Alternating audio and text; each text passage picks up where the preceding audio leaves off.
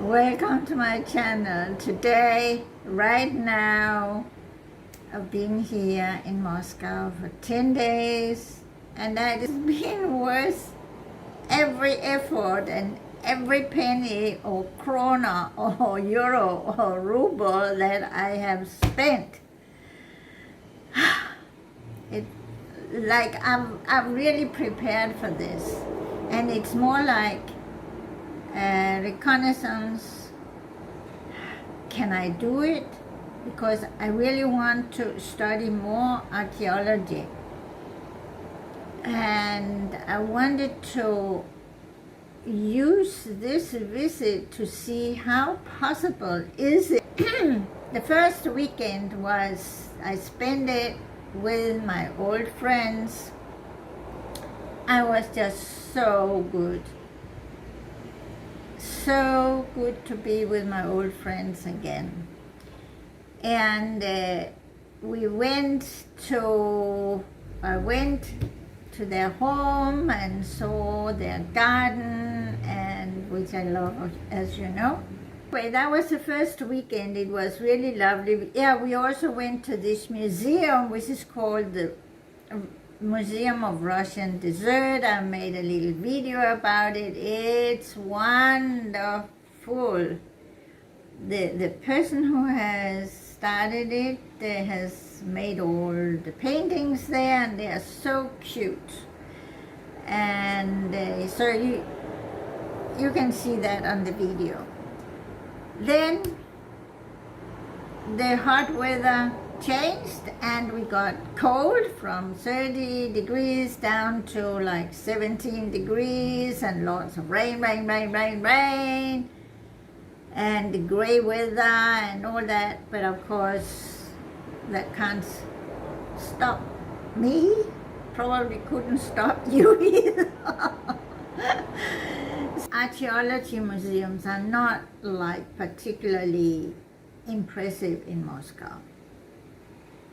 It was okay, but the Geology Museum, Venatsky, was really good, really good.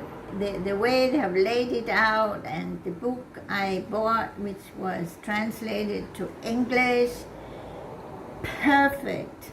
It really goes back to the videos that I have made about Siberia and about Earth, how it developed for billions of years, and it was all there in the museum, but of course in more depths and with, you know, pieces of rock and this and that and so on. So that was wonderful. That was really wonderful. And there was a lady there, a Russian lady, and she didn't speak English, she spoke German. I knew German, but now it's very rusty, but we could communicate. And it was very funny because we were so in agreement about geopolitics. And she said, I was amazed, she knew that. She said, "Your Danish Prime Minister is awful. She is just awful." I said, "Yes, she is. She killed so many mink, millions of mink, with no reason." I said, "Yes, she did." I was amazed she knew that. Anyway, she said, if you really want to look at these geological wonderful things, you should go to Karelia and you should go to the Urals. So that was very good advice. Very good advice. So I was a bit disappointed with the Archaeology Museum or museums. So I started writing. Can you help me? This is my interest. Early man, earliest man, Siberia, etc. Where do I find this? St. Petersburg or Novosibirsk? So I got an answer. Imagine, I got an answer within a day, 24 hours. And I looked up, she said Novosibirsk. I looked up Novosibirsk, and I found it is exactly what I want. Exactly what I want. It was started by Archaeological, that I've read one book he translated, and I've read his biography, and I simply love what he's doing, his viewpoint, and so on. And he started this museum. So this is just for me. And they have books. It is so fantastic. Their books in Russian are translated to English. They're in PDF format. And I can download them free. I mean, anybody can download them free on the net. So I downloaded the first series and started reading it, and it is just what I wanted. So that part of my trip, the reconnaissance for next year, it's actually done. It's successful.